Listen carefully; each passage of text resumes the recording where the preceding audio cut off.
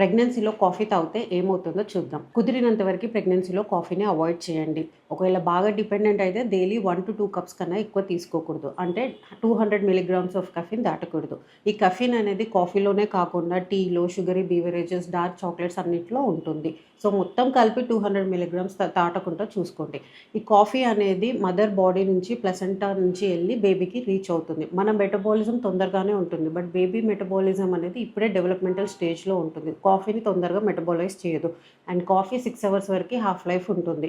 So evening 4 తర్వాత coffee తీసుకోవడం వల్ల baby and mother sleep patterns మారుతాయి.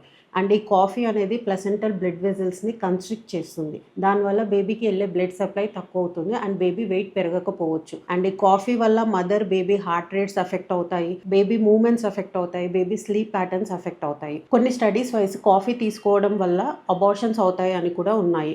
ఇంకొకటి, కాఫీ ఎక్కువ తీసుకోవడం వల్ల మాటికి యూరిన్ వస్తుంది. సో దానివల్ల డీహైడ్రేట్ కూడా అవుతారు. And the most important thing, coffee ఎప్పుడు తాగినా ఇన్ బిట్వీన్ మీల్స్ తీసుకోండి. సో దట్ ఐరన్ అబ్జర్ప్షన్ని బ్లాక్ చేయకుండా ఉంటుంది. Thank you.